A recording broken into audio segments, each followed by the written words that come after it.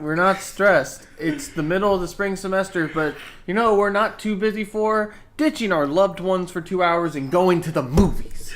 Yeah, this week we went to see How to Train Your Dragon: The Hidden World, directed by the same guy who directed the other 2 previous films, and Lilo and Stitch if you're not into DreamWorks. Yes. I'm Brendan Wright. I'm Tyler Phillips. I'm Lawrence Algie. Who the hell are you? Well, I'm Tavion Bonner. Nice to meet you. Are you the new intern? Yes. Give me some coffee. I don't know how to make coffee. It's an unpaid internship. He's teaching me on Thursday. Brendan, our full-time positions don't even get paid. What's a full-time position? Well, guys, let's talk about the ending of another DreamWorks franchise. Unlike Shrek, though, after the second one, we didn't get a really, really bad third one like we did with Shrek. Yeah. This one, in general impressions on my end, is that it is the whole series is tied in a neat little bow. Might not be the nicest packaged bow, or one that I will remember past 2 days, but it's a nice bow. I thought it was a good packaged bow. Are we okay? I'd compare this what? to Ditch the Contraband. bow analogy. It's the movie. It's the movie. The first movie was okay. I was like what were we, 13 when it came out? Yeah. I was 13. You were older than us, so you were like what, 15, edgy teen, Something like that. I don't know. You're 23. Old man. Old man. But also, to give context to this, I didn't see 1 and 2 until the night before we saw 3. So, I didn't see it until last night. It was, I think, different because I'm seeing this as an adult instead of as a kid. Well, I didn't even remember any of these movies as a kid anyway. I remembered the second one because my edgy teen mind was like, oh my god, death, person with no leg, ooh, gay side characters, ooh, edgy. Yeah, but like, it was something different. I did not expect as a teenager for a kids movie to go to that dark a territory. And I also really liked the villain in the second movie, Drago, and he was the first human antagonist, like purely human antagonist. Yeah. And so when the third movie announced that they were going to introduce a third villain, I was like, oh, he already looks not as good as Drago, and he was not as good as Drago. Yeah, he had the exact same treatment. In this movie, they introduced him. Well, to introduce Drago, they basically just said, "Oh, there's this new guy who's just wanting to challenge us right here." It's like, that guy? Oh, God, he's a big one. Like, you don't want to mess with him. Yeah. And they go mess with him. And that's the same thing that happened here. They literally said, "Don't mess with this guy." Well, they didn't say don't mess with him. What happened was they were trying to save so many dragons that they eventually got the attention of him, and he was like, "Yeah, we saw a Night Fury though. A Night Fury? I thought I killed all those things, and I thought we were gonna get a cool backstory, but then Nope. Yeah, we don't want to get in spoilers, but it's lame. Yeah. He is the worst part of the movie. I say we need a prequel for adults where he actually does get to kill all of them. What would be the point of it, though? Who would? I don't know. It would just be a slaughter film. But that was all in the trailer, and I thought they were going to go deeper than that, and it's not really a spoiler to say they don't do it. No. They do not go into any character motivations with this guy. He is just evil for the sake of being evil, and I feel like what happened was they went into the writer's room, and they were like, man, Drago is pretty cool, right? We still gotta. We wrote the script out without an antagonist. Let's just put one there. The kids will love it, I guess. I don't know. Yeah. And it holds the movie back a lot. Also, I do not understand the need to go to a new Burke. Like, okay, I don't know how to describe it. Like, the homes are burned, but your only threat is, like, they want to go live in the hidden world that's in the trailers. Yes. They want to go live at the hidden world.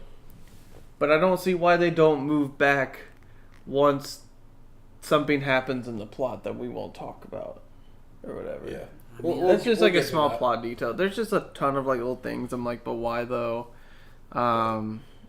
Character animation. Can we all agree it's like Yeah. really good? It's really good. I think it's a little underappreciated too. I think it's better than 2.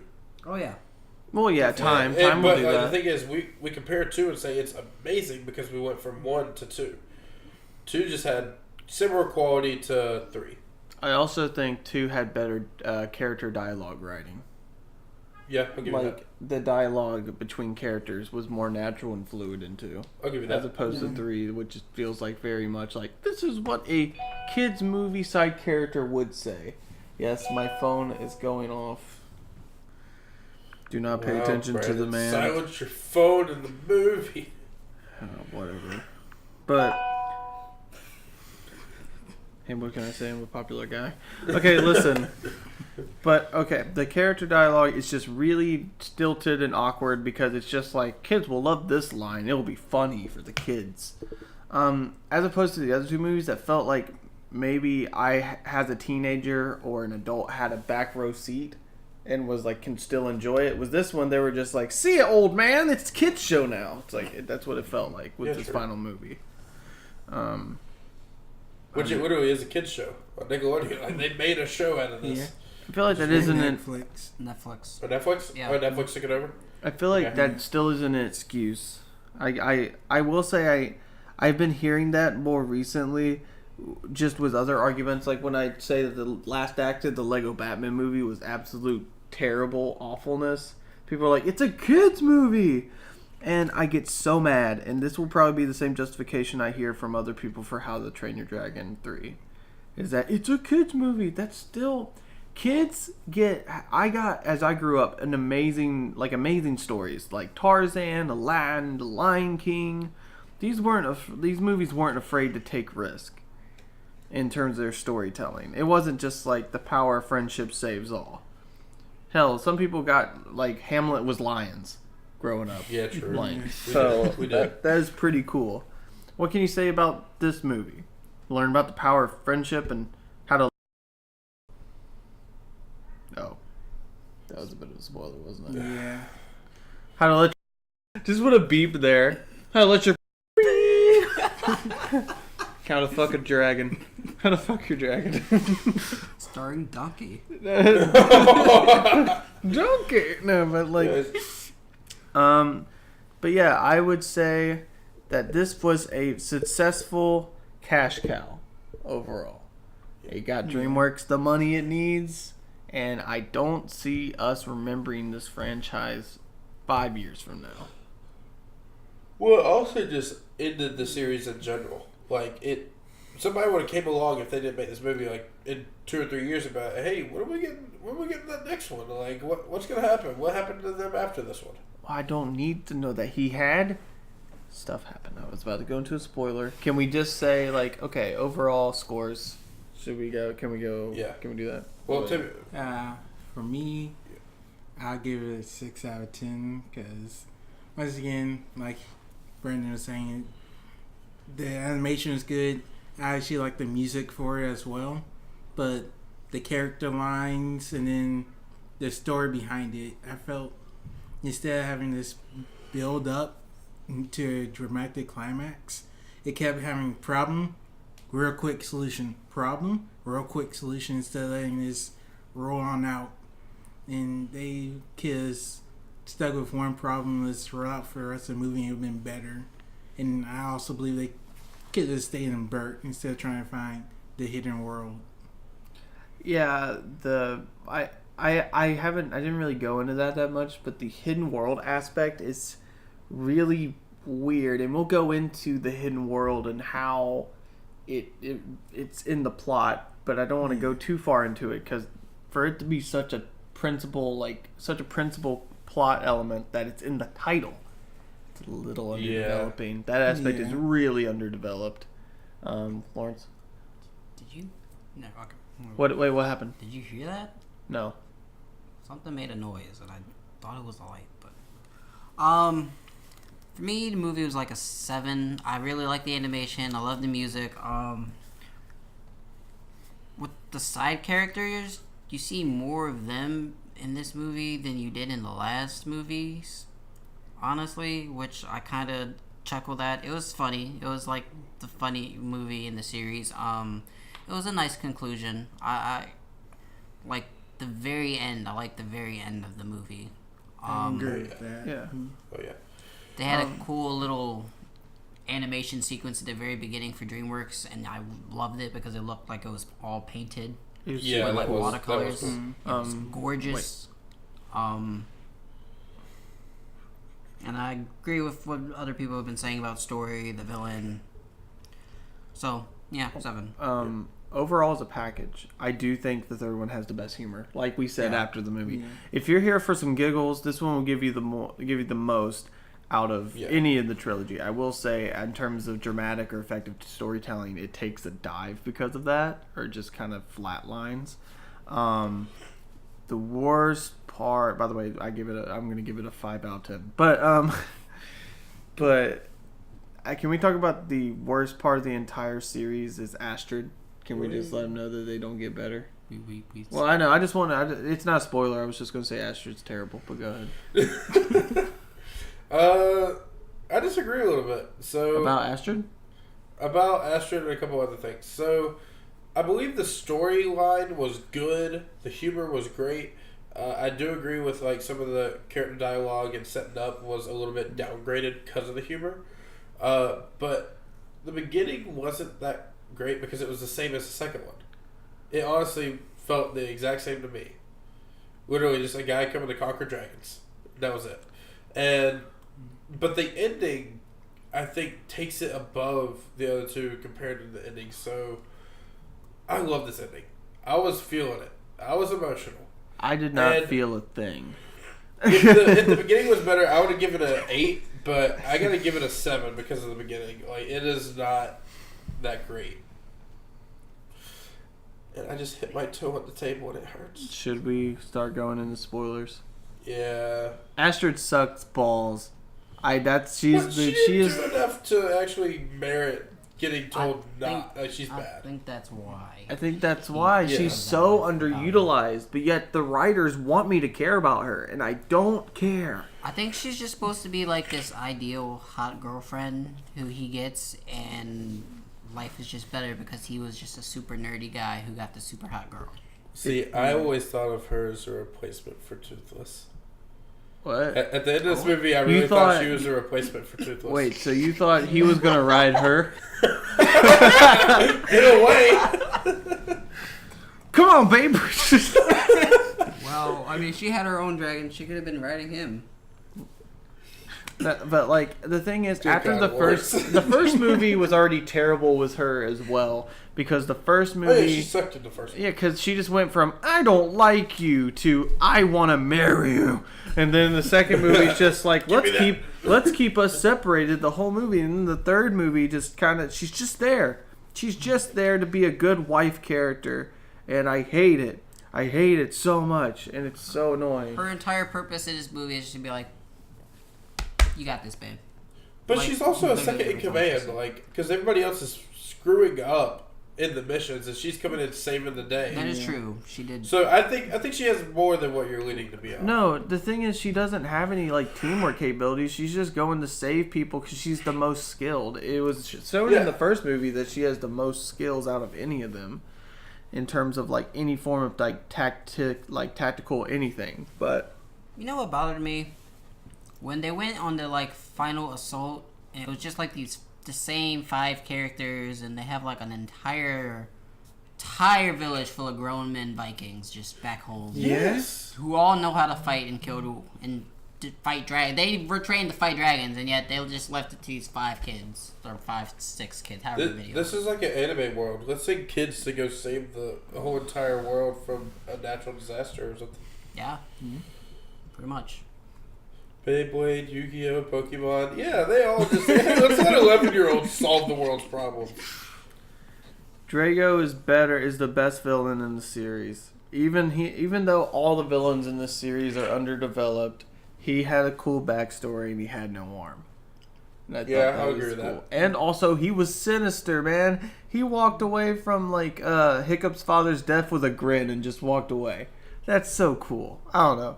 I thought, like, when I was a kid, I was like, wow, that's edgy, man. That's so edgy. And then, was this guy, he's just like, I hate you. I will destroy everything you love. I'm in for the hunt. It's like, but he's not as charismatic as Clayton, so I don't want Dragon Clayton there. It wasn't even like they kind of alluded toward his past. He was like, "Oh, when I was a kid, I was just like you. I found a Night Fury, But I killed I it. killed it, and I realized then that all dragons were evil. But he didn't care about killing the dragons. He just wanted to kill the Night Fury. See, And I felt like they should have kept him wanting to kill all dragons. That would have made his character a little better.